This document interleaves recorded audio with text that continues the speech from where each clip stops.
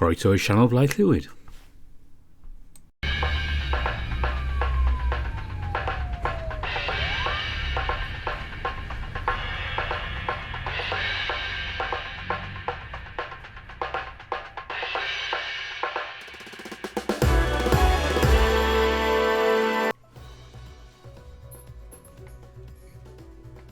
And here we go.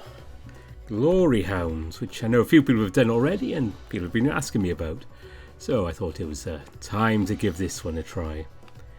And if you speak Dutch and you care about pronunciations, I suggest you turn off the video and go and do something else the next hour or so.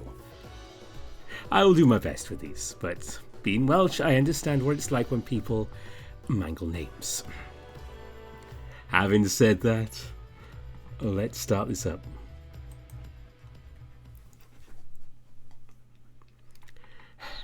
I can't breathe. Most of my body's numb. Occasional searing jolts of pain aside. It's been numb for a while. Don't know how much longer I can keep going like this. How much longer I can keep running. Everything I do just leads to more suffering.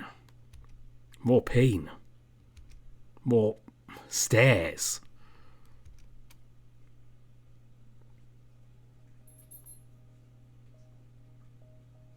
Oh, come on, Spot, pick up the pace.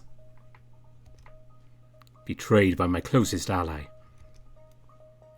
God, too many.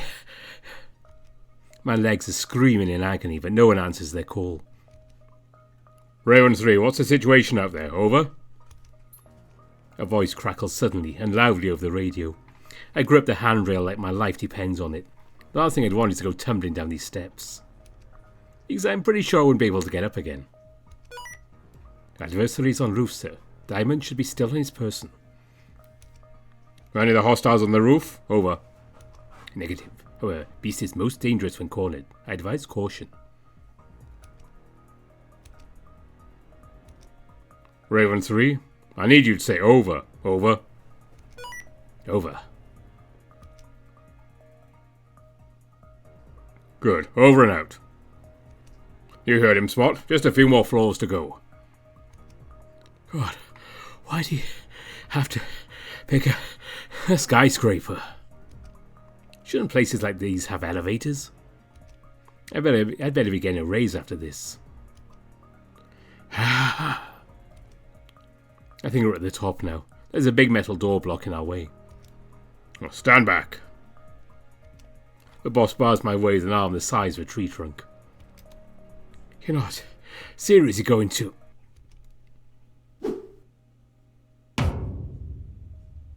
Ow! He hisses, clutching his foot, hopping around like a madman. I put myself between him and the stairwell. I'm pretty sure they'd dock my paycheck if I let the boss fall down the stairs and break his back. That probably wasn't the smartest move. No kidding. Here, let me do it. I grab the door's handle and push forward. Huh, it isn't locked at all. The way boss is looking at me, you'd think I just aced an exam on quantum physics. Well, I knew I hired you for a reason. He gives me a pat on the back that knocks me against the metal door. It slams open wide, blasting us with cold air, bringing us face to face with...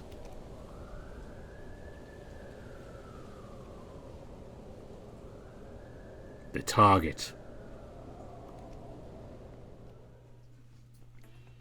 There you are, you treacherous snake. You won't get away this time. Well, if it's the Dawn Hound everyone's talking about. A dark chuckle sounds near their end of the rooftop, it's enough to send shivers down any man's spine. Or maybe the shiver's just my vertigo getting the best of me. I press on. This uneven rooftop gravel is hell underneath my already sore feet even with my boots on. And the cool spring air is making me regret my choice of outfit. I have to admit I'm surprised you'd be foolish enough to follow me all the way up here. Of course, judging by your fashion sense, making bad choices seems to come rather naturally to you.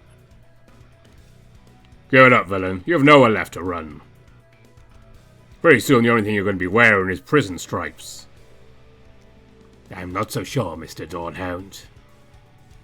Because from my point of view, you seem rather cornered yourselves.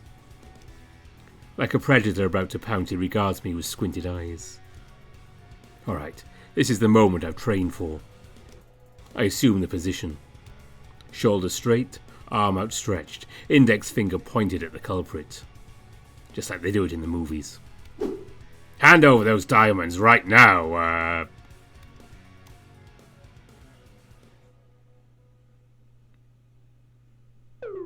What was your name again? The horn comedian rubs the back of his scaly head, tilting it slightly.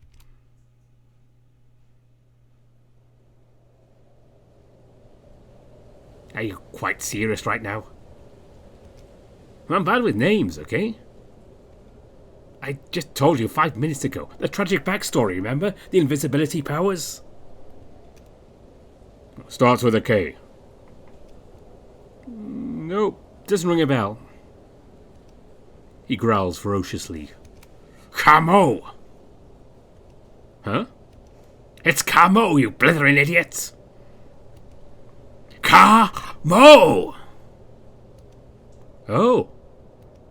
Badass. Did you come up with that one on your own? Next to me, the boss buries his face in his paws. Oh, can't we just fight? Please? For the love of God, yes! You're going down, Camo. It's You know what? No. I've just had about enough of you.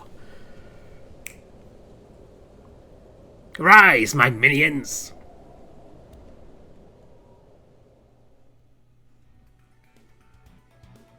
Five butterflies with brightly coloured wings ascend behind him, just off the building.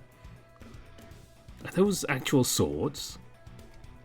Actual swords. Actual swords? The airborne hostiles spotted. I thought you said there were no other hostiles. No other hostiles on roof. Do be listening, yes? Nothing we can't handle. Let's see this comedian turn back black and blue.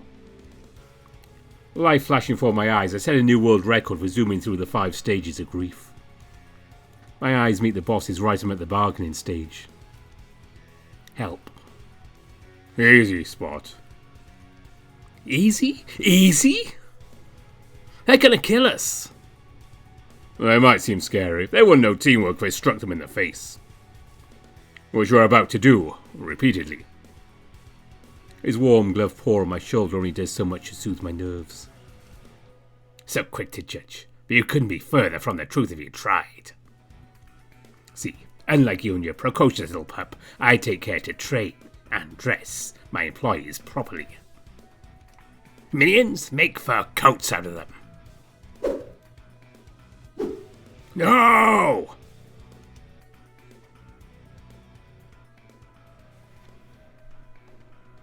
My name's Alex Roy. I'm 28 years old, completely and utterly single. I live in Schippersburg, the capital of Batavia, where the weather is never just right and we always find something to complain about. This is going to sound cliche, but you're probably wondering how I ended up here. Truth is, I wonder too.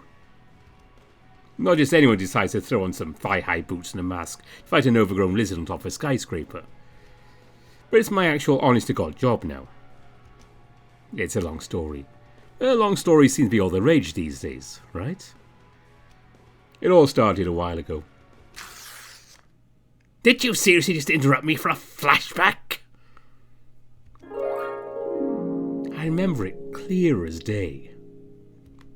I am very much stuck here. Black and white is not good luck for me.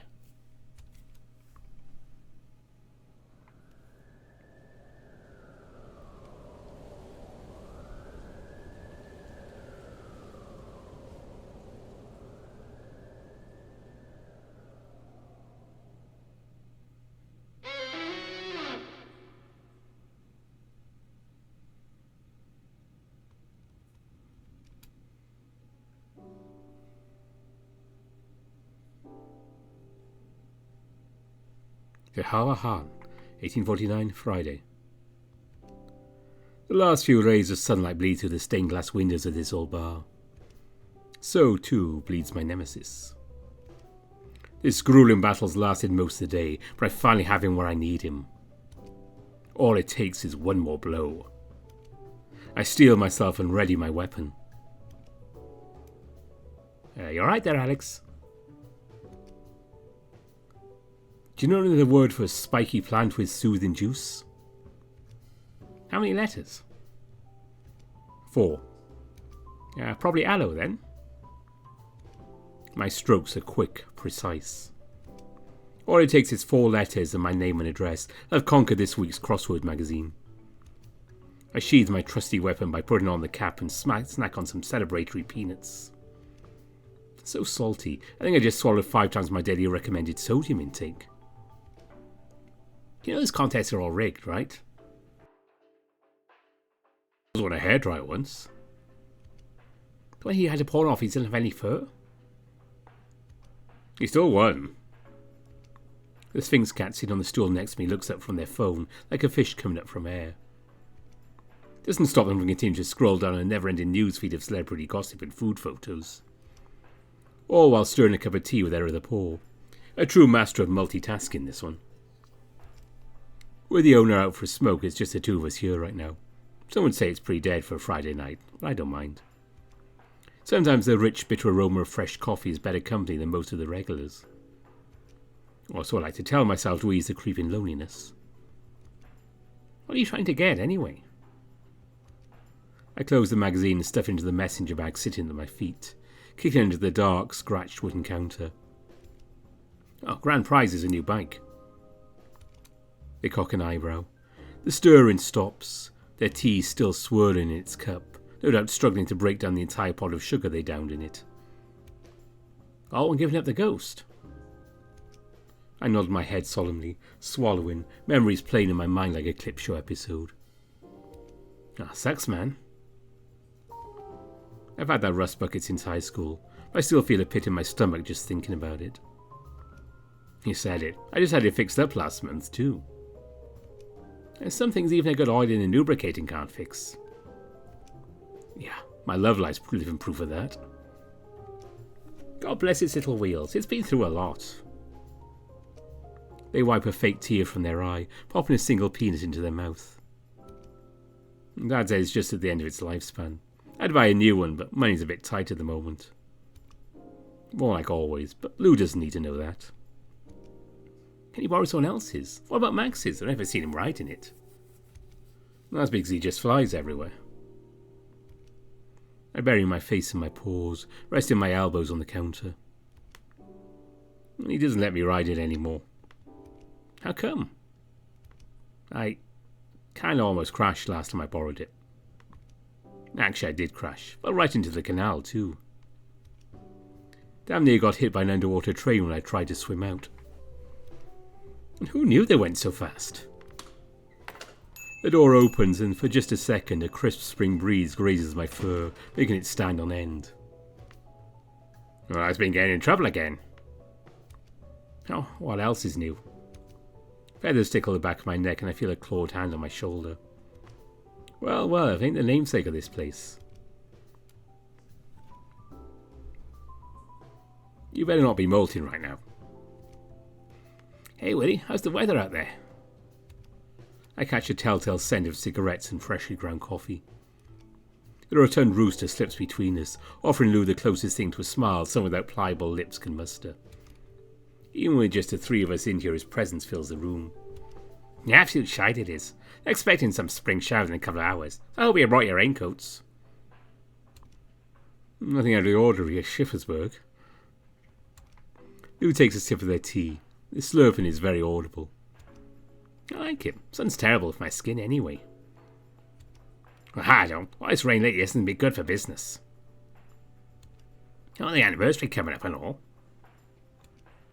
Anniversary? First time I hear about that. Blimey, don't tell you forgot about the big 25. You didn't put up any flyers or anything. How were we supposed to know? Partly if I think I built up enough of a reputation. The Hound does apparently appear in some sightseeing guides. Probably the only LGBT bar that does. I've been coming here almost every week since college, so I know some of the stories. Used to be an old church building that sat abandoned for decades after the war. According to Willem, the Schippersburg city kept making plans for it. A recreation centre, a mall, even a museum at one point. They dragged their feet for so long they eventually decided on demolishing it. That's when Willem ended up buying it for dirt cheap. To say it took a lot of elbow grease to fix up is an understatement. He showed me pictures of what it was like before. The building had more holes in it than the cheese factory. It did keep the stained glass windows. Even the church bell still works, allegedly, though I've never heard it ring. Hey, the only thing anyone's talking about is that art gallery across the street. What's an art gallery got that I don't have, eh? About...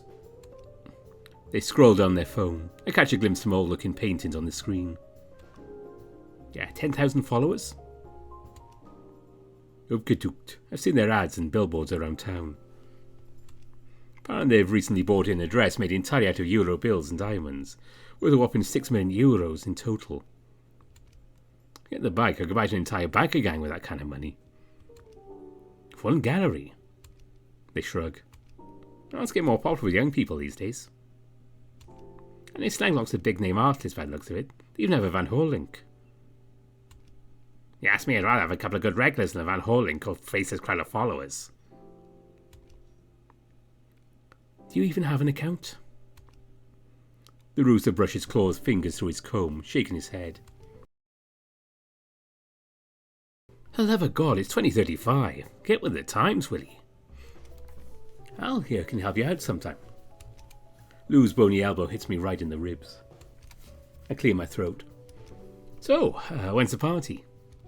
Next week on Saturday. You're all welcome too, of course. He hands me an invitation printed on cheap printer paper. Lou leans on my shoulder to catch a glimpse of it too. What miss of the world? Need help decorating again? I'll be chuffed to bits to have you. I, gotta work next Saturday. Sorry. Again? Man, I've been running your repair boys ragged lately. They take another sip. That team has gotten pretty cold by now. Oh, tell me about it. I haven't had a proper day off in months. Alpha still stands you on to work reception with me. My manager already said. Hard pass. Come on, beggars can't be choosers. The coffee isn't that bad. I point to my brow piercing. Then at my tongue piercing. What am I supposed to do with teeth? Customers are probably thick as they saw. So you probably set up a few metal detectors. Big deal. But my co-workers has more tats than the cheetah has stripes. Willem strokes his wattle. I'm pretty sure cheetahs have spots. I'll just keep doing repairs, I guess. You don't sound too happy. I feel like it's all I'm really good at. Oh, a lot of rubbish. Well, he's right. I've tried your salsa dips. Heh, thanks. Hey, if there's anything I can do, let me know. Feels like the only times I hang out with you nowadays are office parties. We really gotta meet outside at work more. Right, we even had a plan to meet up today. Or we can catch a movie when things slow down. Good idea. There's this one I really want to see. I immediately feel a primordial sense of terror encroaching upon me, eating away at the very core of my being. If this is another horror flick. They click their tongue. I'm sure they'd sell you a ticket to a horror movie after you screamed the house down last time. It's all coming back to me now.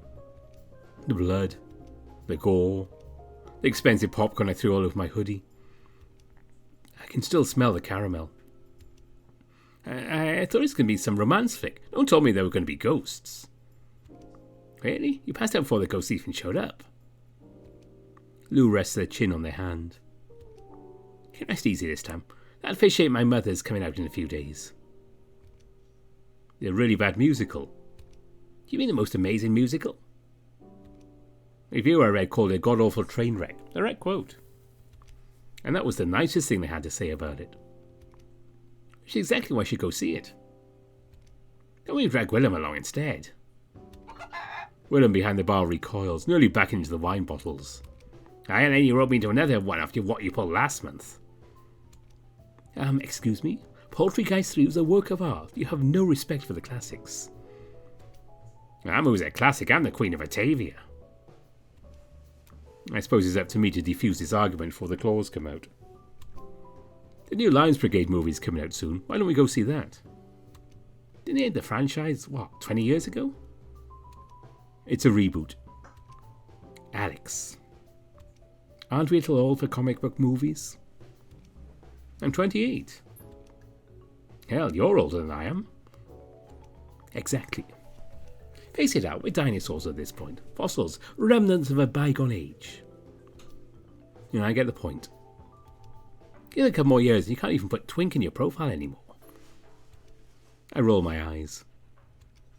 So what makes musicals any better? Musicals let me pretend I have at least some class. Hey, dinosaurs, what's that make me, eh? Someone who can pour us another round of drinks. You want a beer, Al? It's on me.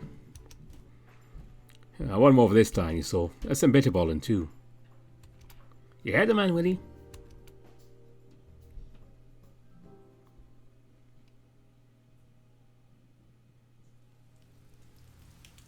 It's completely dark out by the time I leave. Rain's tapping away at the awning. The downpour hasn't deterred some of the usual Friday night crowd from exploring the crown jewel of Batavia, city of the future.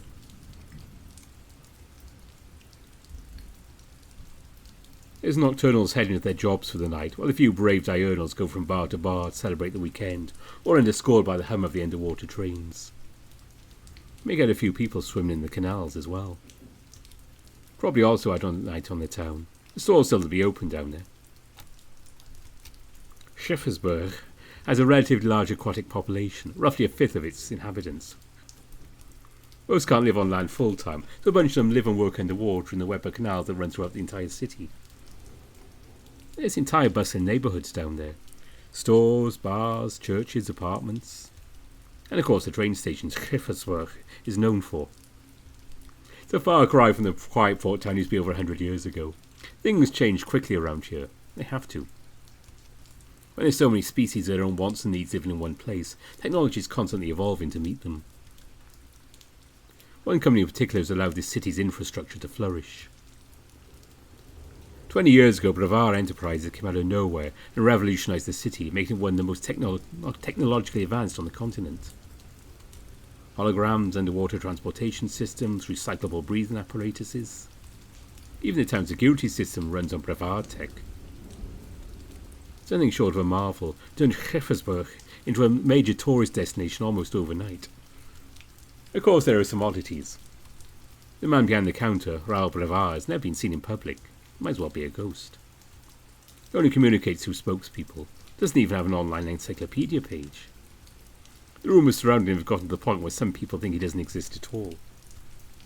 That he's made up by the higher-ups to sell some bullshit sentimental story. One man's dream and all that. On paper, though, he's technically my boss. Of course, I'm so far down the company hierarchy, I might as well be underground.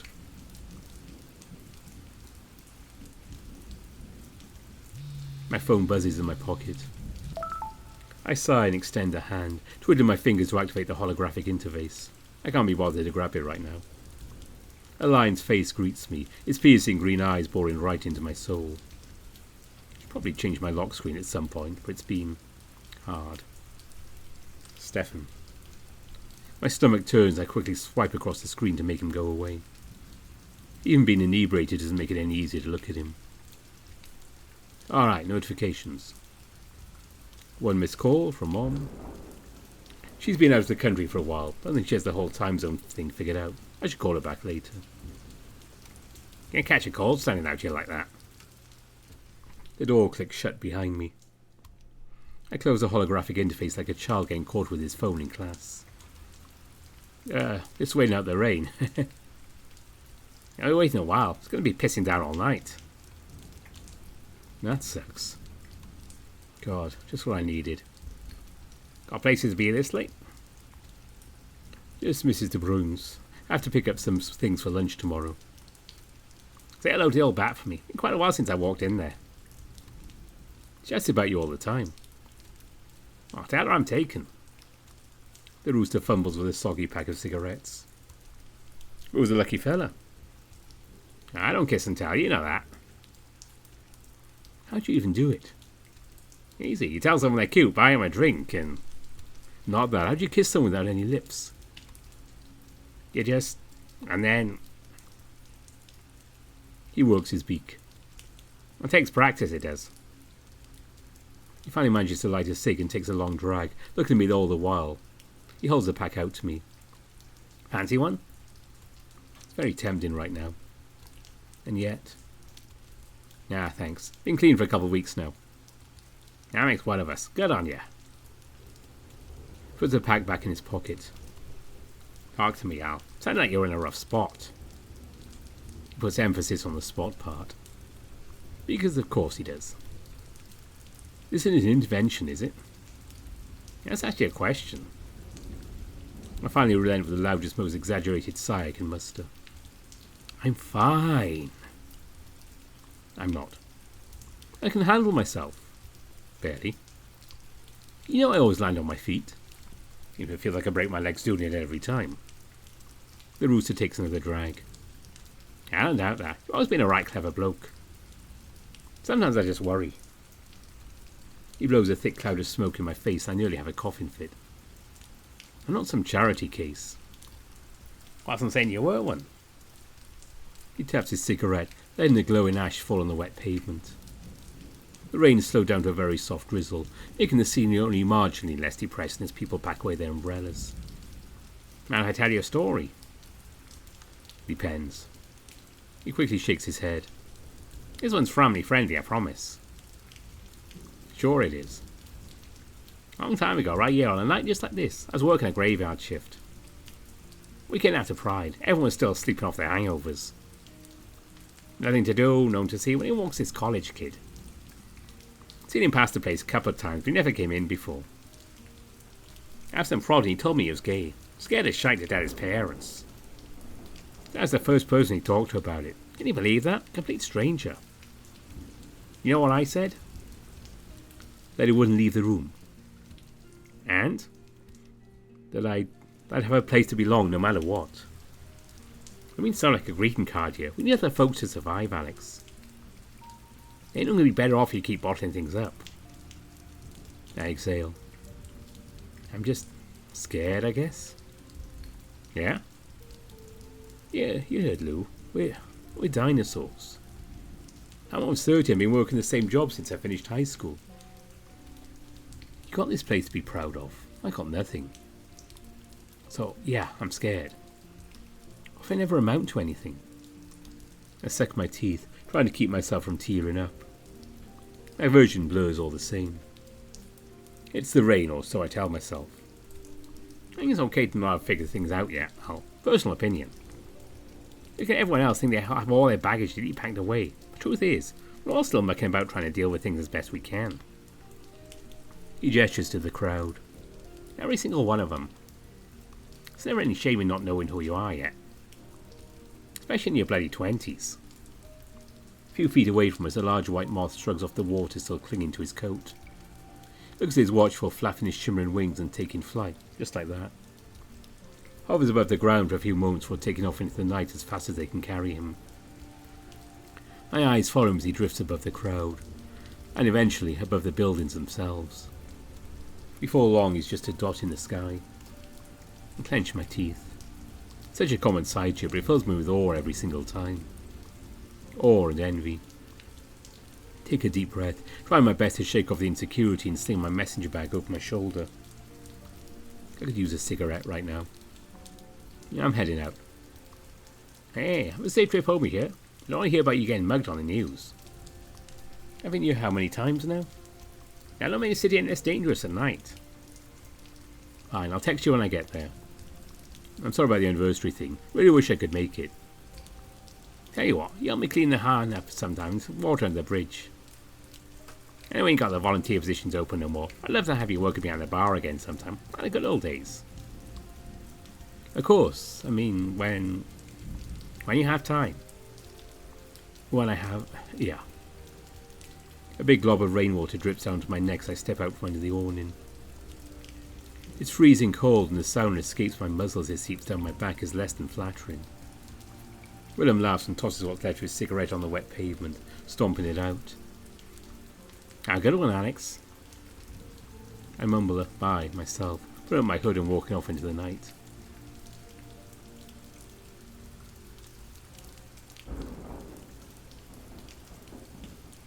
If you follow the canal down from the Han, you can eventually get to the old foreign quarter of the Sweetwater district. Most of its inhabitants are descendants of immigrants who came here after the war. It's by far one of the most densely packed areas of Schippersburg, with every square metre having a restaurant or store offering food or goods you can't get anywhere else. Feels like the one place in town where things slow down a little. There's fewer screens, fewer obnoxious neon signs. There's a little past the Indian restaurant I always forget the name of. There's a little corner store.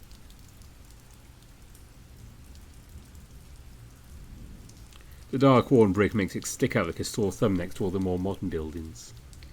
It's been graffitied all over. Some of this art is as old as I am, maybe even older.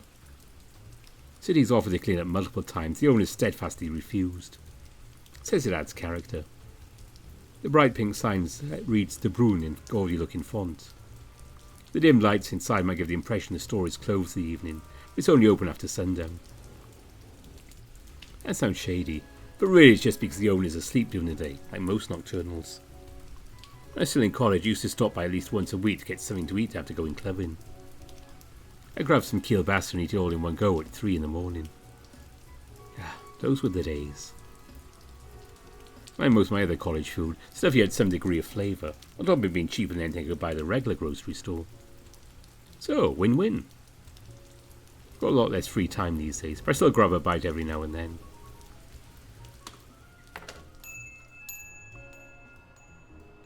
The shrill doorbell announces my arrival, almost loud enough to rupture my eardrums.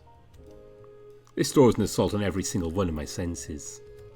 It's cluttered and claustrophobic in a way only the smallest of corner stores can manage. There's bright, colourful foreign packaging on every shelf. Can't even begin to read the text on half of it. Foreign sweets, foreign booze, foreign spices. My favourite, the foreign pastries they usually keep under glass near the counter. Smells enough to make both my eyes and mouth water. An entire experience crammed into a place probably no bigger than my living room. Probably the greatest fire hazard in town. Mrs. Broom? I'm greeted by a voice almost as squeaky as that front door, where its owner comes hobbling out of a small hallway behind the counter. Alex, sweetie! She rubs at her eyes, fixing a brightly coloured headscarf I've never seen her without. Her eyes, or at least what I can see of them, light up when she sees me. I can't help but smile back at her. It's like I'm seeing my grandma again, except with wings, and big ears, and suspiciously sharp teeth. Hey, Mrs. Broom. It's been a while since I last saw you. You've gotten so tall. I'm pretty sure she just got a bit smaller. With a grunt and a crack of her back that can't be good news, she drags out a milk crate from under the counter to stand on. She can't reach the register without it. It's old and battered from years of use. Remember local kids making a game out of trying to steal it. Won't confirm or deny having been one of said kids. As many tricks up my sleeve as spots on my face, the neighbours used to say. How have you been? She wrings her bony paws, almost knocking over a small newspaper stand with her wings, as if it's a question she's been preparing for her entire life. Oh, wonderful, dear, absolutely wonderful. Her Lakian accent's as thick as it's always been in the 22 years I've known her. Business been what's the word again? Exploding? Booming? Booming, yes. It's a tourist, dear. The rainfall's put a bit of a damper on things. We're on good nights we have more customers than the Lutetia Museum. I see more tourists than townsfolk these days. Probably stopping by Schippersburg for the weed. I was just telling Andrea the same thing. It's good to see young ones so interested in the local culture. Yeah, it's the weed. You'll be taking the usual, yes? Mm-hmm. Can you pack in one extra this time? I could use a little boost. For you, I'll pack in 2 extra. You're as thin as a rail. You could use some meat on those bones. I just eat what my budget allows, really. Definitely not enough then. 3 extra it is. You have to take care of yourself, Alex. And once you get to the boyfriend. After dining until inside, I clear my throat. It's okay, Mum. I'm not exactly on the market right now. Nonsense. The market stays open until the meat goes bad. You'll never know when another customer will show up at your door. How do you think I met Andrea? Bingo club? Online dating, and let me tell you, the 90s were a different time. None of these apps or hooker places or... please stop. You youngins have it easy is what I'm saying. I guess I've been playing this game on hard mode all this time then. She waddles on over the pastries. She bags them, their sickeningly sweet smell starts wafting through the air, overpowering nearly everything else. I grab my wallet, taking out a €5 bill as she hops up on the milk crate, starts tapping away at the register. Alright, this plus that, carry the 2 and... We're open! Excuse me for a moment, dear. She hops off the crate and heads for the door. I'm left standing there, €5 bill in hand, so close to my pastries I can taste them already. Open up, Granny, I know you're in there. More knocking. No, ramming. The door handle rattles wildly, sending the bell connected to it into overdrive. I prick my ears up and sniff the air so maybe I can get a hint of who or what it is. I can only smell the pastries. Sitting behind the stacked shelf facing the door, I take out my phone. Open! The person on the other end kicks the door so hard I see wood bits coming off. Up! It opens inwards, dear. You need to push, not pull. Mrs. de Bruin's voice is as soft and sweet as always. She's probably used to stuff like this by now. Meanwhile, over here failing to dial emergency services because my hands are trembling so hard. Oh, sorry. Don't worry, dear. It happens all the... The door slams open, inwards, creaking so hard it's a miracle it's still on its hinges. I peer over the bags of sweets on the shelf to see some of the fish standing in the doorway. Is it a barracuda? It's hard to tell when the lights are turned down so low. A time. The door crashes shut behind me with a ring of the bell and splintering of wood. I duck, hoping to God he hasn't seen me yet. Oh, hi, ma'am. Well, on the 7 Seas, you haven't paid your fees yet. Fees? Emergency services, emergency services. Yeah, so those large Jersey ears ain't just for show. Ha ha ha ha. Mrs. de Bruin lets out an affronted gasp. Then speaks of the insult or whatever this pirate act is supposed to be. Yeah, that's alright, granny fees, protection money, keeping the streets clean as they can cheap, you know. Be debts to pay, coffers to be filled. I pay my taxes same as everyone else, thank you. Well, see, it's his new kind of tax. Yeah, pay us, they'll make sure nothing bad happens to you. Give and take, you get what I'm saying, madam? That won't be necessary. This is one of the safest neighbourhoods in the city. Aha! Oh, but accidents happen when you least expect them. You don't want that, do you? Well, neither do I. Neither does Captain Ahab, scourge of the salt water. Is that a threat, dear? The saltwater syndicate doesn't make threats, ma'am. It's just a suggestion. I've dated eels less slimy than this guy. I get as low to the ground as I can and finally manage to tap the call button. The line beeps and for a second I hear my heart pounding in my throat. Hello? I steady my breathing and try to be as quiet as I can as that barracuda continues his shtick. Help me, please, I'm... Thank you for calling Schippersburg Emergency Services. For matters involving the police, please press 1. Fuck. Voice command not recognized. Please refrain from calling emergency services outside of emergencies. Continued misuse will lead to... I close the call, crawling over the edge of the shelf to peek around the corner. Were I to even have money, you would be the last person I'd consider giving it to. The barracuda gins wildly at her, its teeth as sharp as knives. He's got her backed up against the counter now. She's clinging to it for dear life. I suppose we'll have to do things the hard way, won't we? The barracuda's hand goes where I can't see it. I hear a click and then a gasp from Mrs. de Bruin.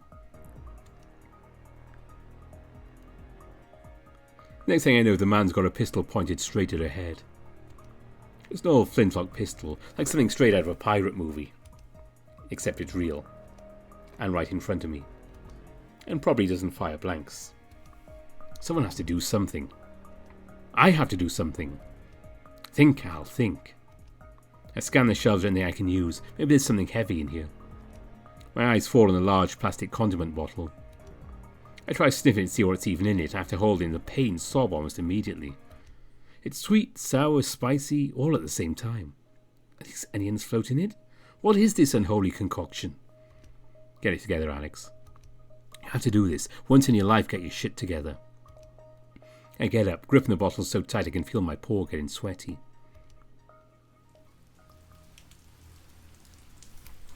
Hey!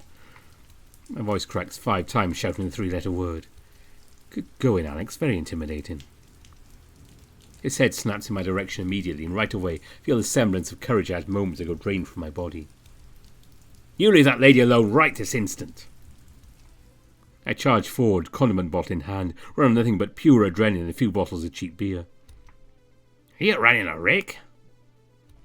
I catch him off guard and using whatever force I can muster. I slam the bottle down on the fishbowl helmet. While the soft material is made out of cushions a blow, the barracuda falls flat on his ass regardless, the cap of the bottle on the ground next to him.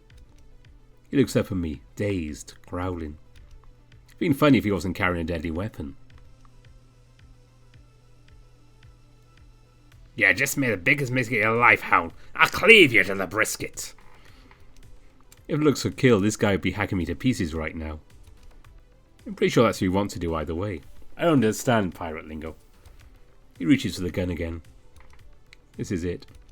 All I wanted was a pastry and I didn't even get to eat it. Life's cruel. He points the pistol at me. I wince. I close my eyes.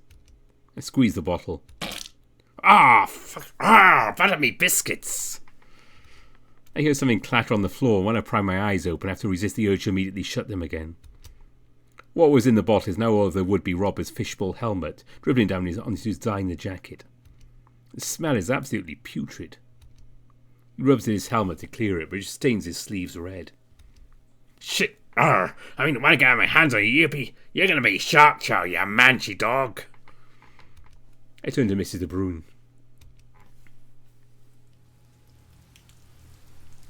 Run! It takes her a moment. She nods and disappears, sprinting for the door.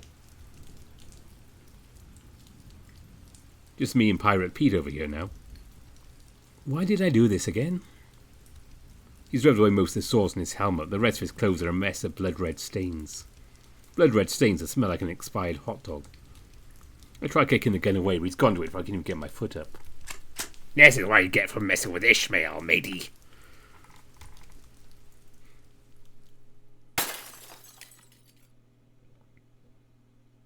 I'm so focused on my impending death, I'm completely taken off guard by the sudden sound of glass shattering into a million pieces.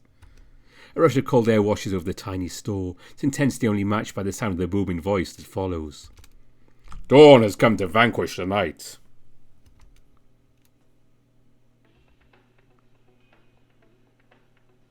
When I turn my head, the storefront window is busted beyond recognition. Glass shards litter the old wooden floor. The centre of destruction stands a large, hooded, masked canine, most likely a Rottweiler. His large, intimidating frame is cloaked in shadow, cape billowing in the wind, wherein... I don't know what he's supposed to be wearing, actually. It's somewhere between a pro-wrestler getup and an elaborate cosplay in a shameless gimp suit. Is that neoprene? I thought fish who talk like pirates would be the weirdest thing I'd see all day. The universe just loves proving me wrong. Not that I have any right to complain in my current situation. Drop your weapon, evildoer. Oh, in blazes he is supposed to be. Pardon, matey, but the convention center's across the street. It's actually 2 blocks down, but you can always expect accuracy in these kinds of situations.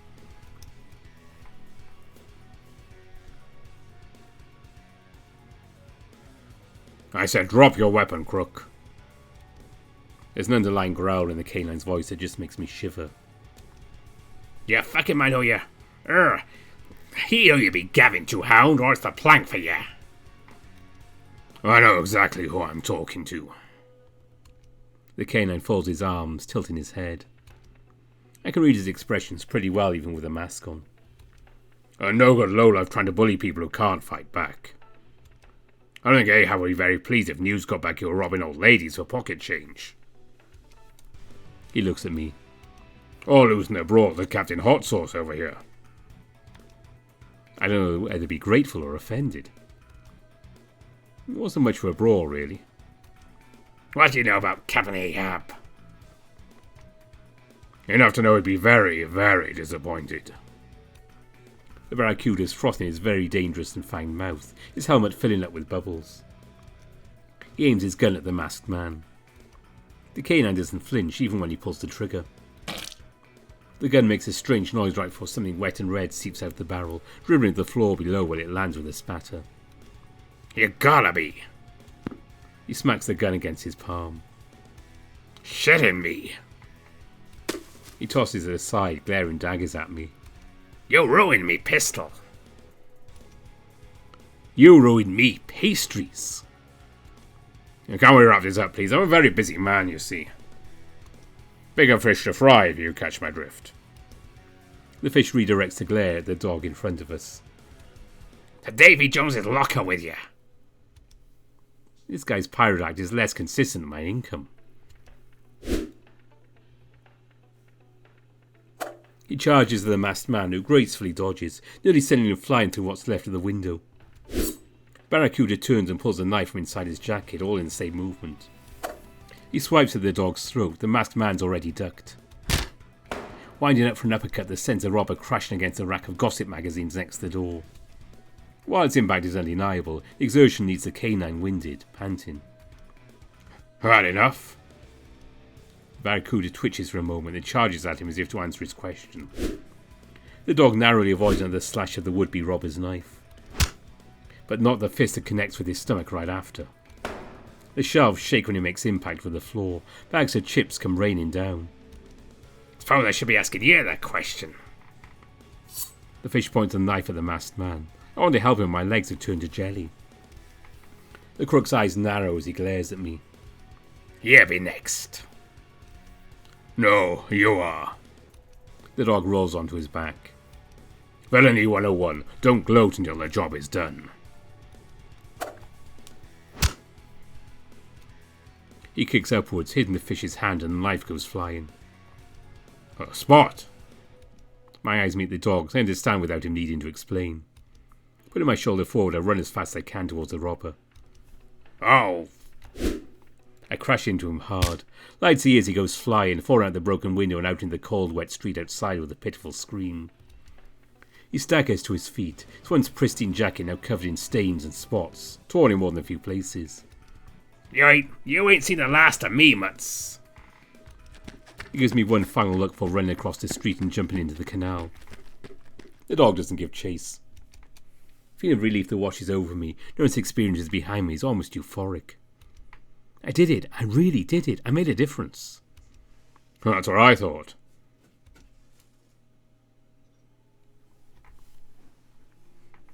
The dog turns his attention to me. I brandish the bottle at him out of instinct. It's almost empty at this point. With a quizzical kind of his head, he laughs. Loudly. Raising a paw, he takes a step closer. It smells of expensive cologne with hints of lime and ginger. I like it. Well, I'm not going to hurt you. What's your name? I'm so wound up I can't even remember my own name. Oh, Spot it is. He points himself with a thumb. I'm known as the Dawn Hound. A proud grin stretches across his face, like I'm supposed to have any idea what he's talking about. Known by whom? Oh. Well, you see. He clears his throat, looking at his feet. I'm still getting the word out there. He goes quiet. I look past him out of the broken window where people have begun to crowd around. You're not going to go after him? Well, rest assured, he'll get what's coming to him. Ahab's men may be a slippery bunch. They're not the brightest anglerfish in the ocean. He flashes what looks a very fancy wristwatch at me. If they were, they might notice the trackers. This is some spy shit. Who's this Ahab person? You never heard of Captain Ahab, Scourge of the Saltwater? Can't say I have. Well, count yourself lucky. He runs a little crew in the Saltwater District. He puts air quotes around the word crew. They call themselves the Saltwater Syndicate. A gang of thugs, really, but they've been getting bolder. And the police? He shakes his head. I can't do anything, I'm afraid. No one knows exactly where his base of operations might be. Every safe house they busted has been, well, a bust. That's where I come in. I'm going to. He catches himself. I can't tell you more than that. Confidential information. Hero. Things. He says that, but his tail's wagging like crazy. It must be the first to ask about any of this. Say, I couldn't help but notice the logo on your hoodie. You work for Brava? Regrettably. I don't enjoy your job? Not much of a job, really. I'm just a gopher in repairs. It pays the bills. Who knows, I'm lucky maybe I've paid off my student loans in time for the retirement home. I had no idea the situation in the company was that dire. Huh? He looks away, fidgeting. Nothing. I hear a beep. Something lights up under his hood. He touches his ear and then I hear a voice. Please start closing in on your position. I suggest to make it escape now, sir. The accent sounds foreign. Russ, most likely. If I wasn't as confused as hell by everything going on, I'd say it was sexy. Alright, target swam through the net. Over. I will watch him like hawk watches a sleeping young. He will not leave my sight. Wasn't expecting anything less from you. Over and out. I gotta go. Much I'd love to stay and chat. It was a pleasure meeting you, Spot. You really held your own back there. He extends a paw. I take it and shake it. He's got a really firm grip, but that's to be expected. Alex. Hmm? My name's Alex. Oh, Spot fits you better. You know, because of all the... He gestures to my face. Hey! I swat his hand away, much to his amusement. We lock eyes. There's a goofy grin on his face. He's kind of cute for a guy in a gimp suit. I can hear police sirens in the distance. I guess the voice on the radio was right. Maybe Mrs. De Bruin called them over. I'll see you around then? Well, I should hope so. I could use a sidekick. Sidekick? Pretty sure I saved your bacon there, big guy. I poke his belly. He laughs raucously. Exactly. Can't think of a better person to fill those shoes. You've got the spots, now earn the stripes. I have to fetch my resume. I'll keep an eye out for it. He pats my shoulder. His paw's so warm. Or maybe I'm just really cold and clammy. Good night, Spot. Night, Dawn Hound. Huh. Feel strange to hear other people call me that. It's a hard name to forget. I wink at him, or I can see if his face turns bright red. I'll be off then. Farewell, citizen. And so my saviour turns, cloak swish in the winds, he hops out the window and vanishes into the night. Coffee sometime?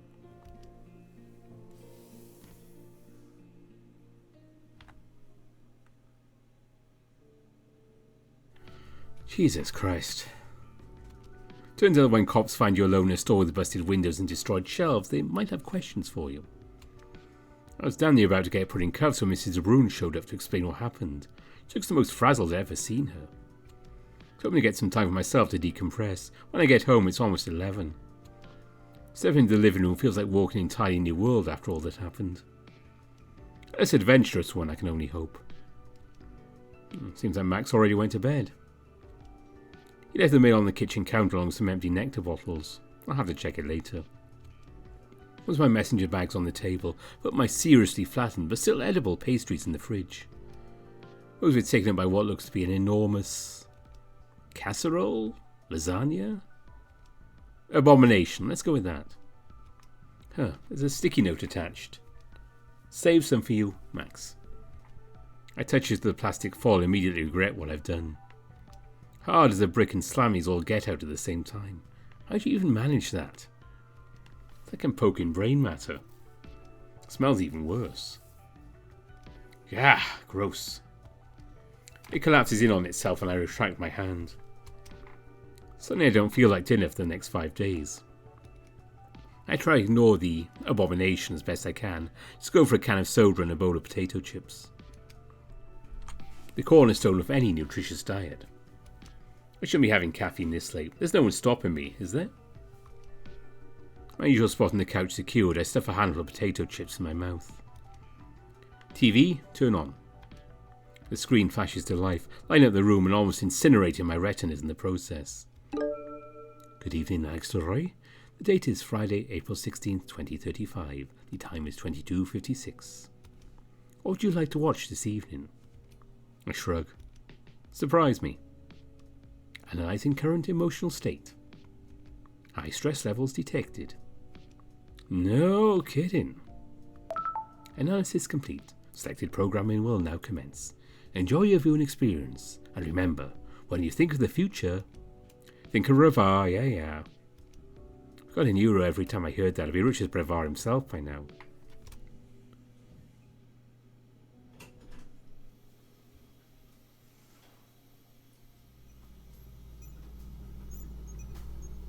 You already think he is the one?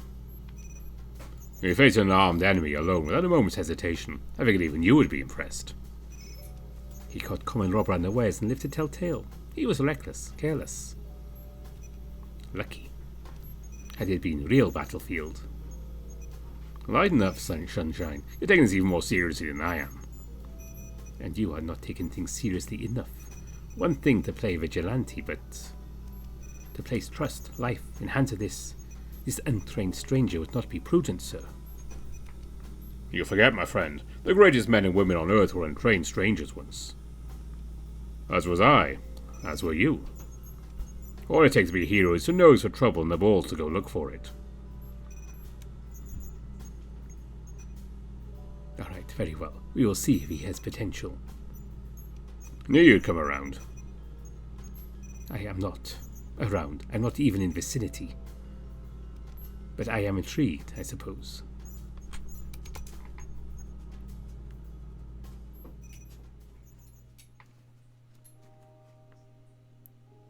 No nos pueden ver juntos, Leonardo. Sabes que me queso la amanenza. Rosa del desierto, niegas de mis deseos habla.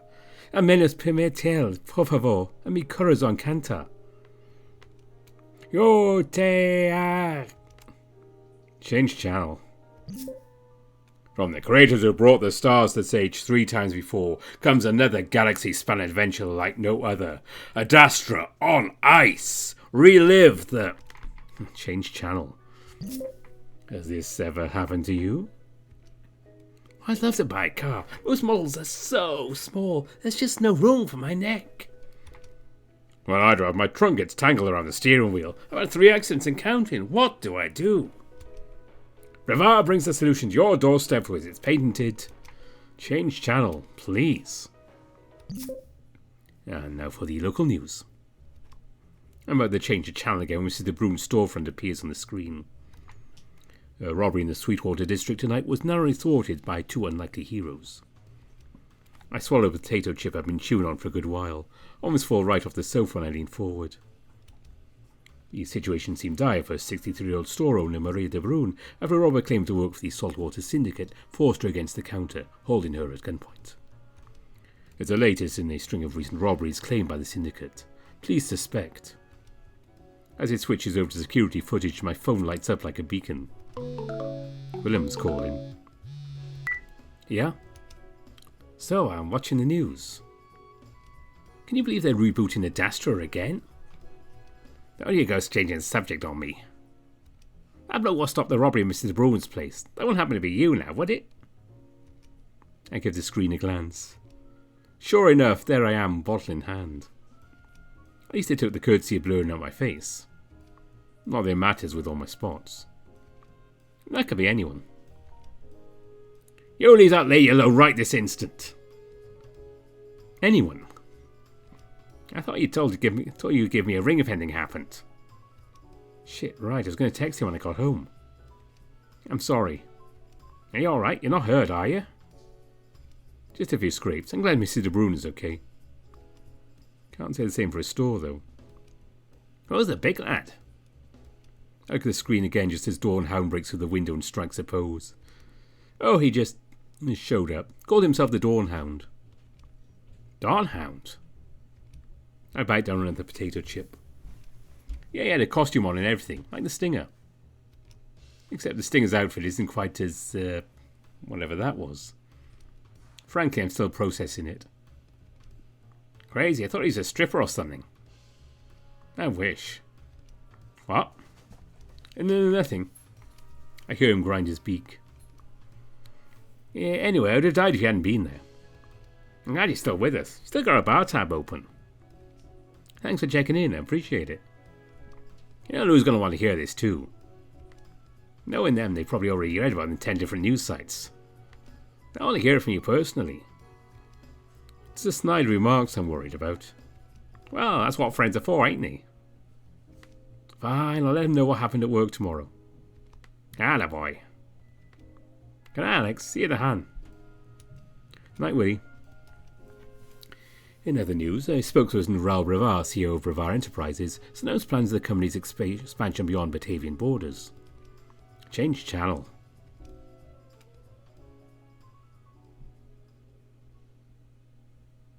I stretch and yawn, shutting my eyes for what feels like a blink. I can't get my eyelids open again. This is weird. I wasn't sleepy at all 2 seconds ago. And the next thing I know, I'm somewhere else entirely. It's so dark I can't see my hands in front of my face. You hear the sound of water dripping in the distance. The pattern is very irregular. I prick my ears up and hear another sound, more rhythmic, pounding against the ceiling right above me. It's softer, more distant, and it moves, back and forth, like footsteps. I try walking, reaching out to see if I can maybe find a wall to follow. All I find is more inky black void. Sniffing the air, I immediately retch. It smells like shit. Oh, worse. Where is this place? Someone's basement? Someone's here at last, it seems. Who's that? Hard to talk while dry heaving. Good to see you. I've been waiting for quite some time. The voice is coming from all around me like it's inside my head. What the fuck? I try pinching myself. This is no dream. What you want? You. Get in line. You misunderstand. That's an understatement. I don't understand anything. What are you, a ghost? Your behaviour is unbecoming of you, Alex Delroy. Your hair makes you feel lost, unappreciated, helpless. I go through the major in psychology. Great. There are many like you. The city has lost hope. But it's not completely without. Stop doing that. Stop talking through me. I need someone to nurture it, someone to protect it. I need you. The voice rings in my ear after it finishes talking. You'll come here again when the time is right. The irregular dripping grows louder as do the footsteps. It's a cacophony of indescribable noise. Something shakes me and I lurch forward, out of the darkness, so fast it leaves me reeling and gasping, falling over. Buddy, hey, buddy. Buddy. The ground underneath me is soft. It takes me a moment to realise it's a carpet. My eyes snap open. I didn't even know they were closed. A blurry shape hangs over my head. I recognise those bright colours. Max? I sit up, banging my head against the coffee table and knocking myself flat again. I was got another concussion there.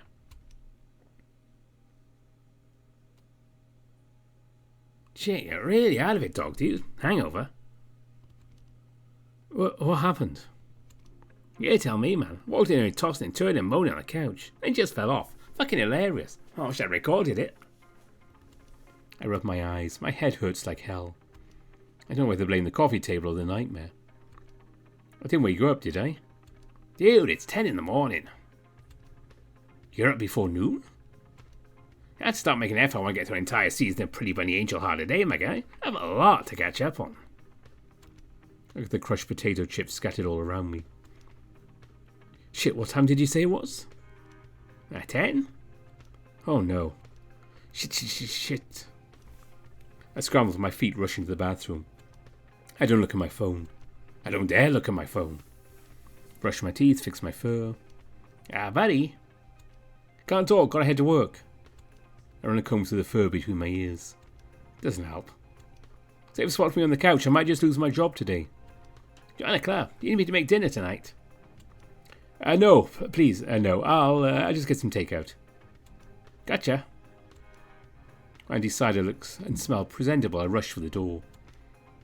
Mac's already taken his usual spot on the couch. Well, most likely stay until the sun goes down. Bye. See you later, Rumi.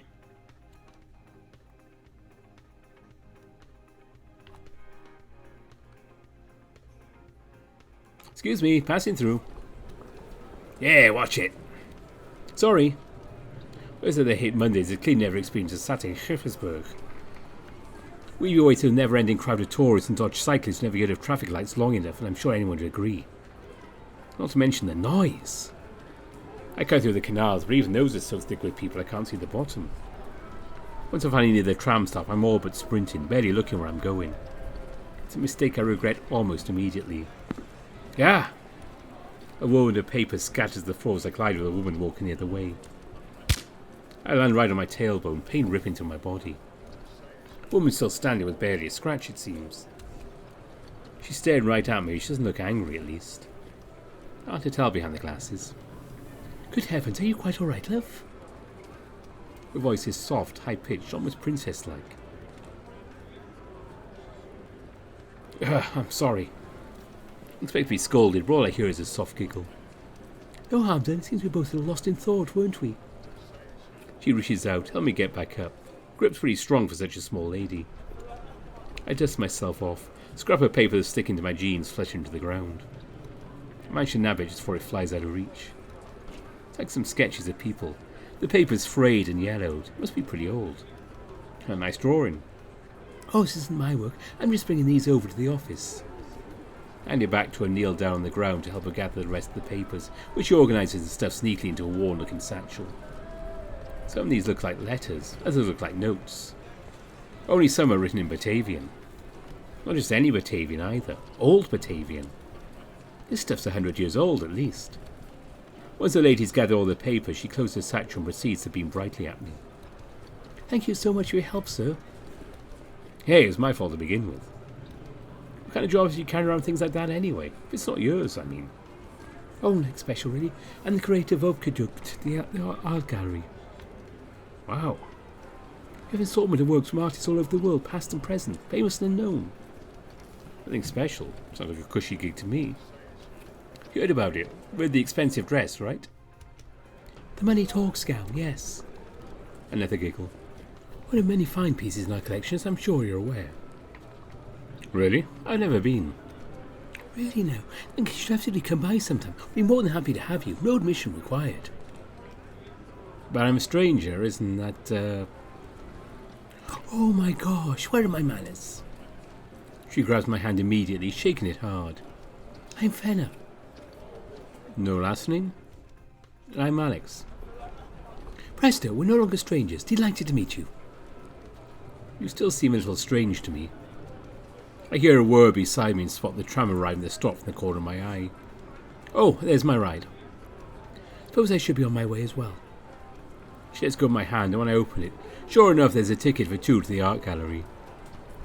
God, first a store robbery, then a weird dream, and now a guerrilla marketing trick? What is my life anymore? It was nice meeting you, Fenna. Likewise, Mr. Roy. With a wave, she continues on. It's only once I'm on the tram that I realise I never told her my last name. What in there?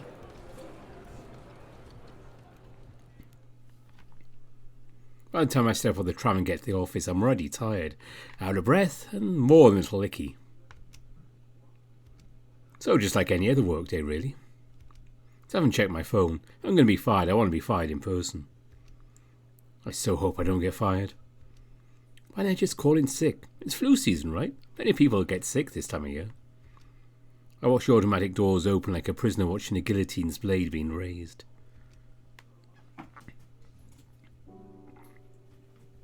I shudder and step forward, waving the turtle past me without looking. I hear the familiar clinking of Lou's teaspoon for I see them, sitting behind the reception desk, looking anywhere but at the door until I clear my throat. Alex! Where have you been? It's almost 11. It's a long story, believe you me.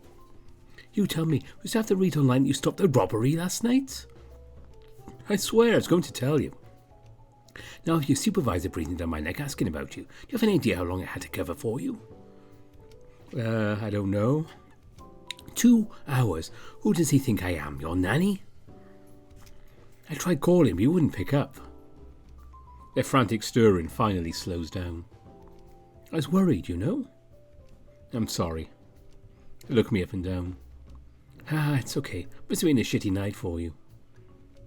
You don't know the half of it. Thanks for covering for me. You want to thank me? Grab me new coffee.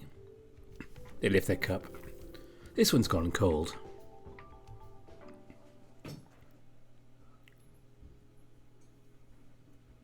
This is it. I've passed this office 1,000 times before. In my 10 years of working here, I've only been in once. I was usually on time, until today. Mostly well behaved, until today. Typically wore the uniform, until today. Alright, no other choice. I go in expecting the worst. It turns out even that was optimistic.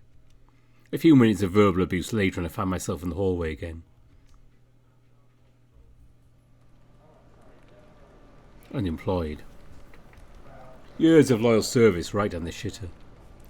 My ears are still ringing. My supervisor was yelling loud enough the entire floor to hear.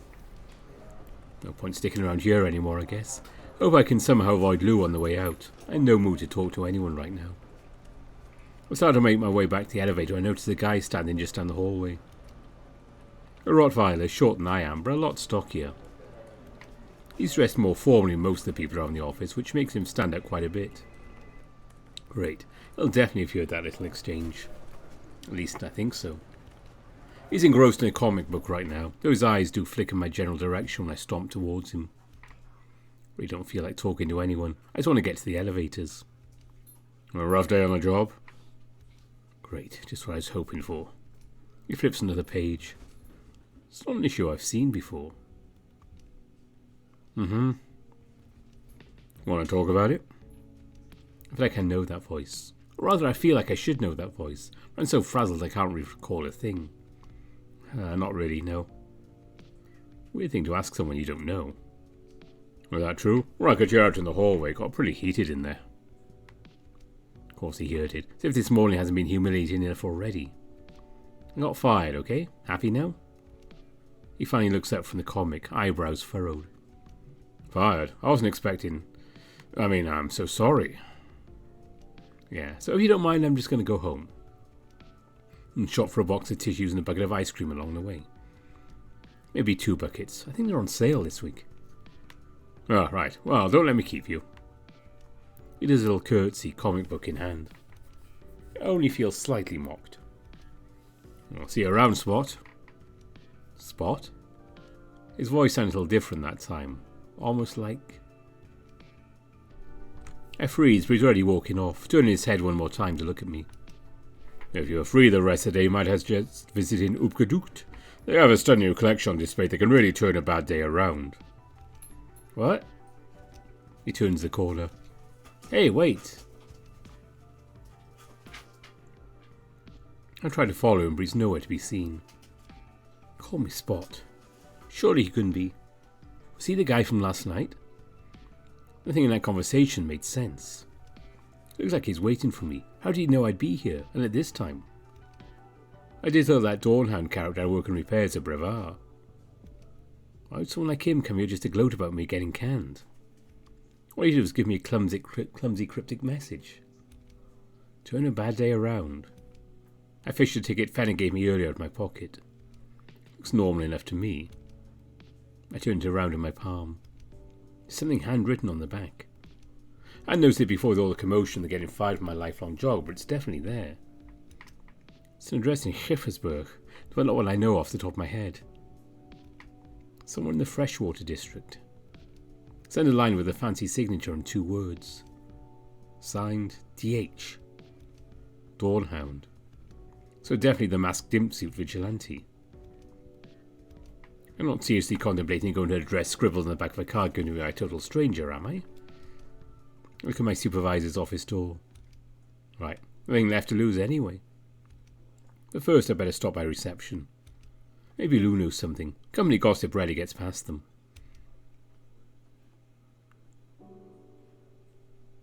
I approach the reception desk, probably for the last time.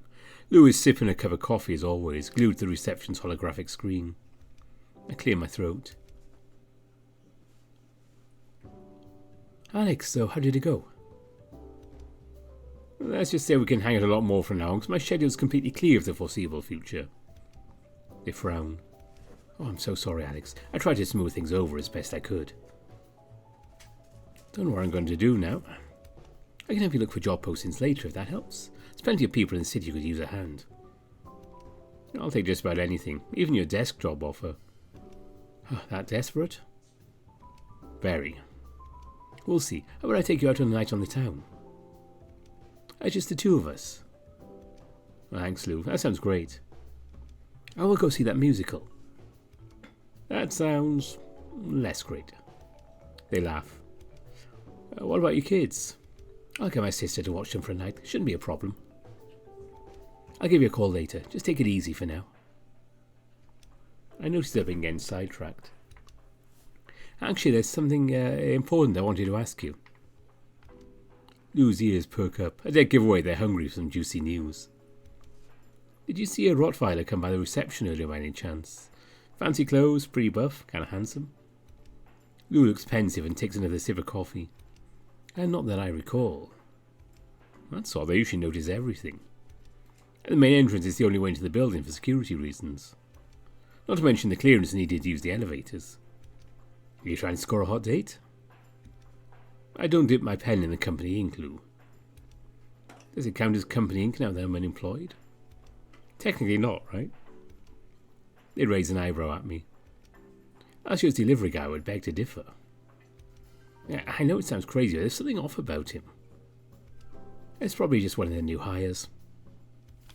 I haven't heard anything about new hires. Only new fires, as far as I'm concerned. Well, we are expanding.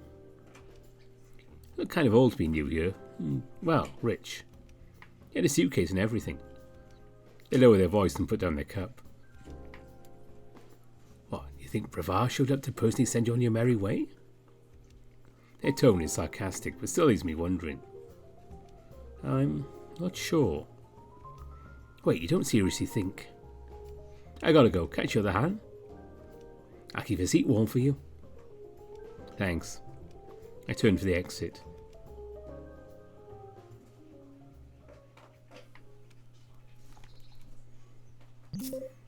Turn right and your destination will be on your left. I'm pretty far from civilization now. I mean, I'm nearing city limits, nothing but farmland out this way. There weren't even any train or tram stops nearby either. I had to walk for 30 minutes just to get here. And for what? I don't see anything even remotely resembling a hero's hideout here.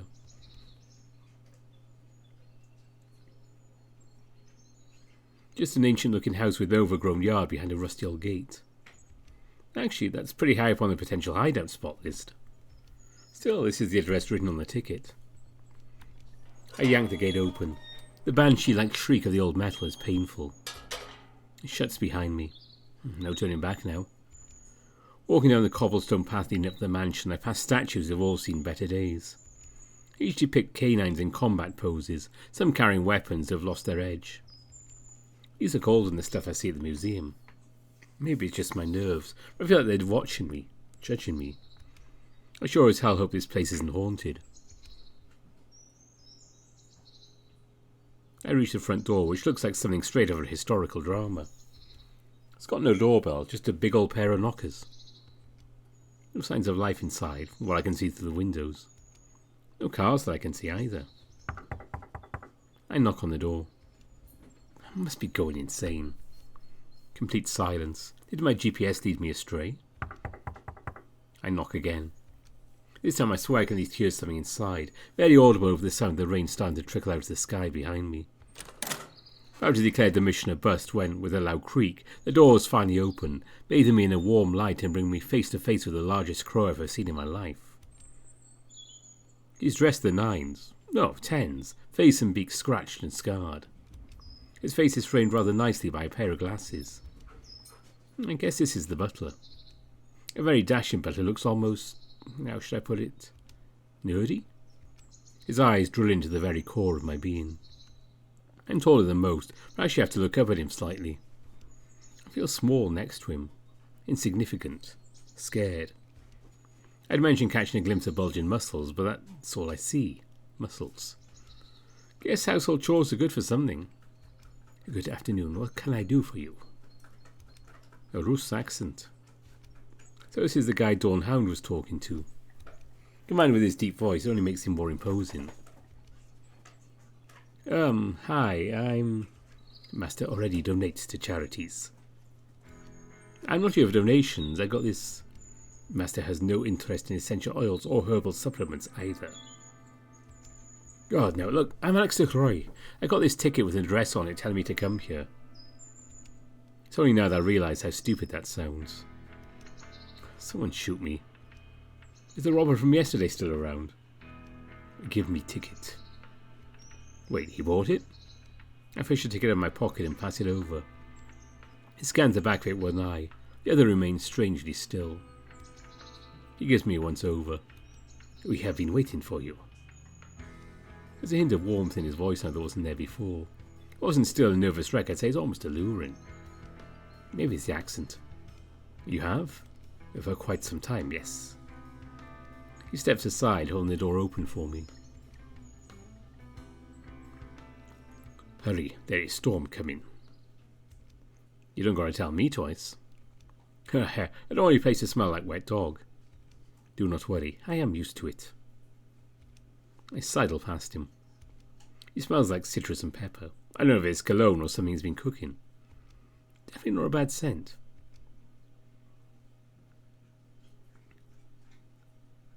The foyer is richly decorated. Beautiful red walls lined with dark wooden doors and bookcases. They're all completely stacked, like a library from a fancy book. My eyes are drawn to an impressive bust of a canine sitting in an alcove on the far wall. And then the statues outside, this one seems to have retained its original bronze colour. But just like the statues outside, it stares right at me. Its eyes follow me no matter which direction I look at it from. I will fetch Master. Please wait here and do not touch anything under any circumstances. I'll be back shortly. Yes, sir. As he turns away, I can't help but notice his very defined features. He carries himself with elegance, especially for such a large man. He leads through one of the doors. His footsteps echo around the large room. Instantly, I feel compelled to explore. I know he literally just told me not to touch anything. I've never been in a rich people's house before, and there's just so much to see. Pretty sure I could spend a year in this place and not get bored. I scan the shelves, looking for anything that catches my eye. Are these comic books? They sure look like comic books. This one has the entire Stinger collection. Would they notice if I snuck an issue home with me? Focus, Alex, don't touch anything. A minute passes, then another. That ticking clock's starting to get on my nerves. I try some of the doors, they're all locked, even the one the butler went through. Oh, I was kind of looking forward to snooping. My eyes fall on the bust again. It's still staring at me, those empty bronze eyes, almost begging for me to investigate. Walking up to it, I catch a familiar scent. Ginger and lime, just like the Dawn Hound last night. While the rest of the ample bust is practically sparkling, there's noticeable smudged handprint right on top of its head. I tilt my head. It's bothering me. I roll my sleeve over my hand and place it on the dog's head. Before I can get to scrubbing, I hear a loud click. The bust gives way under my paw, head sinking a bit, like I just pressed a button. About to step back when all of a sudden... Ha! The floor drops under me. I try to stop myself, but I built up too much momentum. The chute-like structure evens out into a slide. I'm hurtling down at maximum velocity. I keep screaming, but after a while there's no air left in my lungs. These have been the worst 24 hours of my entire life. By the time I hit a soft surface at the bottom, I'm all but traumatized, eyes still shut tight. Wow, 3 minutes and 34 seconds. The voice is distant, but there's no mistaking it. That's the Dawn Hound. I believe you owe me 20 euros, sir. And the butler too. Huh? I push myself up, my arms are still shaking, I just end up collapsing on the padded leathery floor again. Can't believe what I see when I open my eyes. It's like the set of a sci-fi flick in here. Screen showing security footage in city streets, machines, buttons, flashing lights and levers everywhere. The air's so stuffy and it's almost hard to breathe. The butler's manning a large computer at the far end of the room.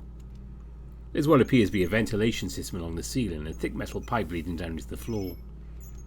Is this part of the mansion too? Just how far below ground are we? Just what was that slide? I need a hand spot.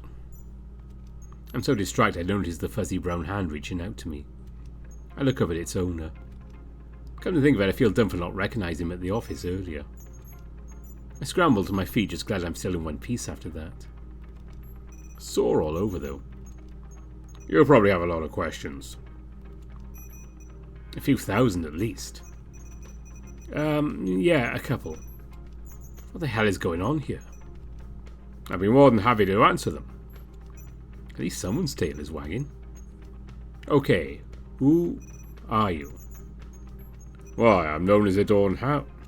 I mean, who are you, really? Alright, I suppose I haven't properly introduced myself yet.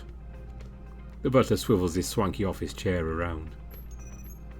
I advise you not to divulge any unnecessary information, sir. Oh, Christ's sake, Milo, he deserved to know. The name's Raoul Brevard, CEO of Brevard Enterprises.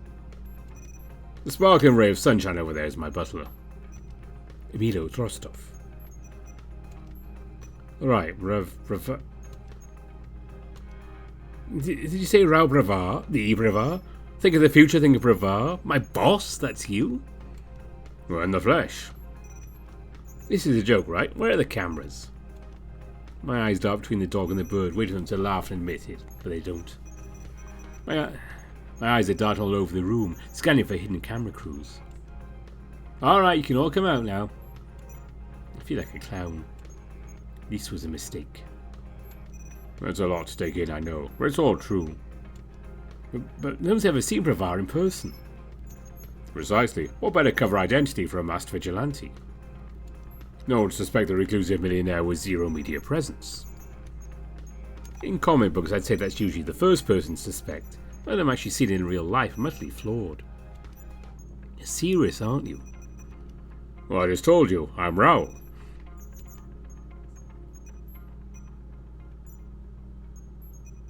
He laughs, then notices I'm not joining him and stops.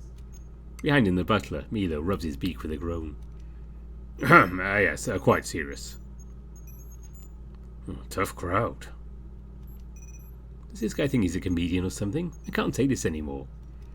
This isn't funny. Travel halfway across the city, some huge mansion that can't decide if it's fancy or dilapidated. I tumble down a magic slide to an overgrown basement with security screens everywhere. The ground belongs to one of the richest people in the city. My former employer apparently finds himself a pro wrestler / crime fighter at night, sends me on a breadcrumb trail to a secret lair of his. My gesture is as wild as my mind is. And you're acting like we just had a casual job interview at the office. What the hell is all this? I've had the worst day of my life, and... Before I continue my incoherent blathering, the Rottweiler puts his paw firmly on my shoulder. He's strong. The look on his face is serious now. Alex, please calm down. There's kindness and concern in his eyes. I'm sorry. It's probably a lot to take in. I hadn't quite considered that this must be all be very unusual for you. That's an understatement if ever I heard one.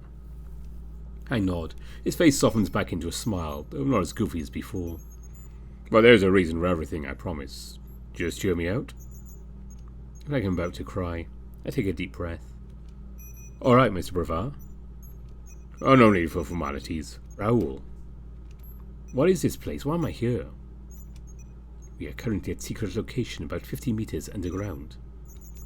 Every hero needs a lair. As for the why, you're here because I want to make you an offer. What kind of offer? Do you remember what happened last night? At the store? He nods. How could I not? What if I told you that was only one of many recent incidents? He faces towards the row of screens, hands on his back. It's not just the Saltwater Syndicate at work. They're part of a bigger picture. A civilian such as yourself might not notice it. There are cracks starting to form in our beautiful city. I mean, it's a big city with almost 1 million people. You'd think crime is just part of the deal.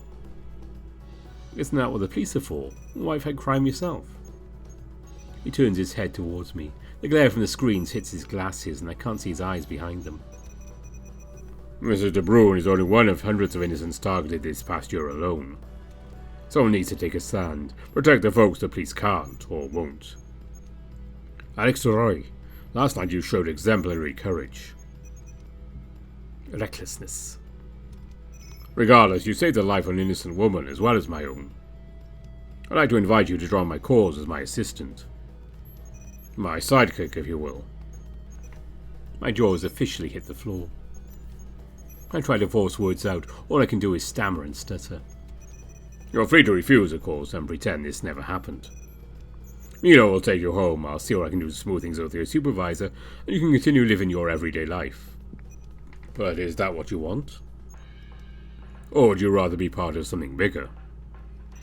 He turns back to me, a hand extended. I look down at it and back up at him.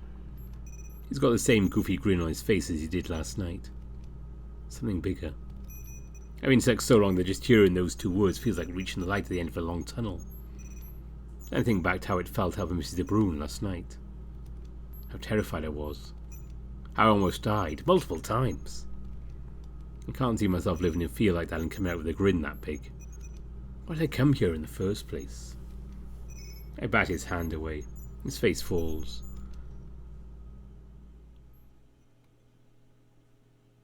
I'm sorry, I can't accept this. Why not? I'm not cut out for it like you are. I don't think I've ever been as terrified as I was last night. Believe me, when we were offering you this job, I didn't think you were the right man for it. Well, I'm not the right man, okay? I sigh. I'm just a fuck-up who dropped out of college who things got too difficult. I'm sure you can do better than that for a sidekick. No, that's not true. You said I could refuse. I refuse. It's all just getting too much for me. Look past him. The crow's gone back to typing on his computer. Hey, can you tell me where the exit is? There's elevator to your right. Okay, thanks. At least let him drive you home. I walked over here. I can walk back. Just need to clear my head. I dust myself off and brush him aside, tipping my head to Milo as I hit what I assume to be the elevator button. A door opens. It's a pretty small elevator for a place this big. Guess it's only built for 2 people at a time. There's only one button. Up. Good. I'm sorry I couldn't help you. I step inside. A spot. The doors close.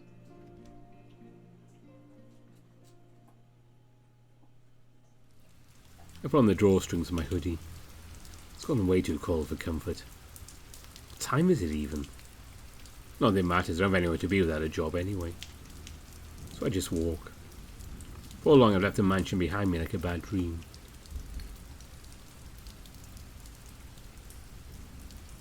As populated as the city streets were this morning, they're completely abandoned now.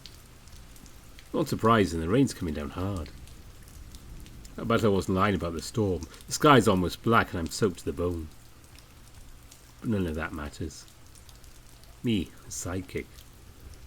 Sounds so amazing on the surface, doesn't it?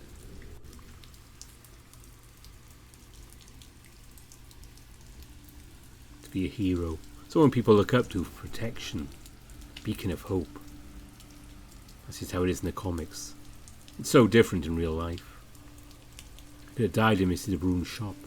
More importantly, she could have died if I'd fucked up in there. This mass vigilante thinks I'm cut out for this business because I didn't chicken out. They showed I can't even keep a job. How does he expect me to keep other people alive?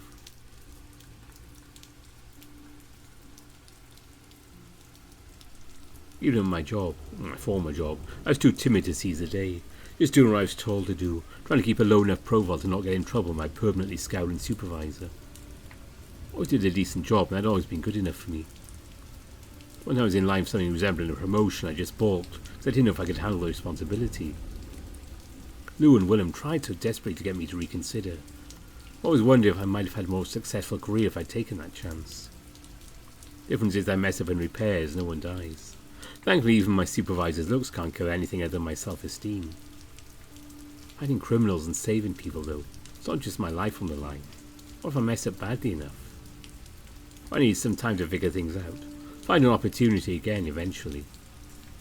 Heading to the nearest store to get some much-needed comfort food. Mostly just ice cream. A couple of days of chilling on the couch with Max will do me good. A hero's life is probably overrated anyway. But what if this is my one chance at a better life? What if I could really be more? Something good finally falls into my lap and I turn tail? It's exactly why I've had the same shit job since high school. I could be thrown in the deep end as a sidekick. I'd be learning the ropes from a pro and getting paid for it.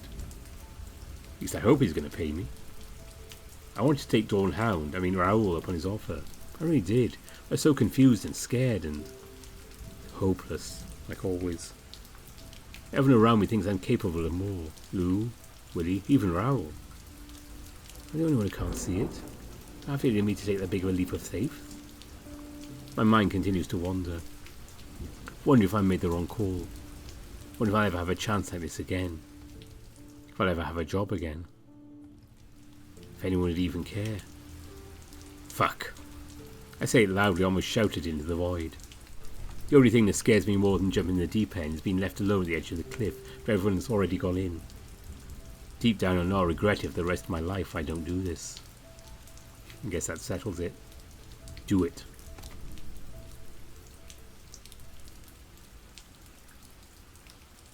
I'm going back. I just hope it's not too late.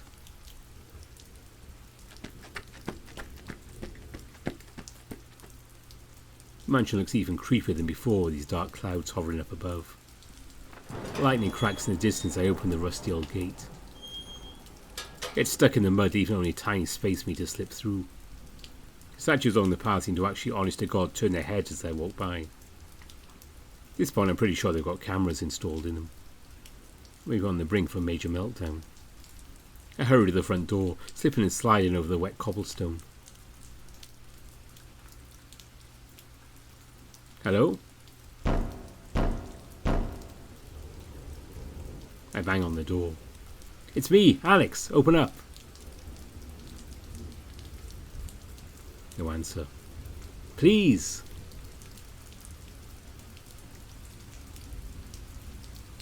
I step back from the door. I'm so exhausted my tongue's lolling out of my muzzle. Please, just give me one more chance. I hear a laugh coming from behind the door and it finally opens. After being outside in the dark for so long, the bright light coming from inside practically blinds me. Milo stands in the doorway, regards me with what looks like a scowl. I can't really tell emotions when it comes to beaks. 40 minutes and 36 seconds. His expression softens, he steps aside, holding the door open. Less than an hour. I believe you owe me the 20 euros, sir. Raoul comes into view with folded arms and the toothiest of smiles. I can't help but smile back at them. There's some more price to pay. Welcome home, Spot. Or shall I call you Discount? Discount? Came up with it while you were gone. He's very proud of it. Any ideas from you, smartass? Only because it is difficult to match creative genius such as yourself, Master Brevard. Sounds good to me. Really? Really? It's only the opposite of Dawn. There are other options to consider. Yeah, Discount it is. Well, Discount, fancy a cup of coffee? Milo just put some on. I like that a lot. I brought ice cream.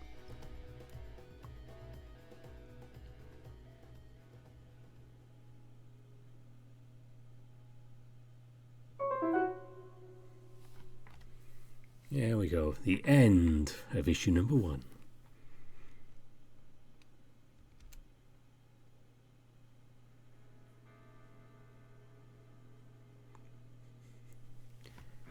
And I hope you enjoyed that one. That's definitely a bit different. And these are the people you can thank for it.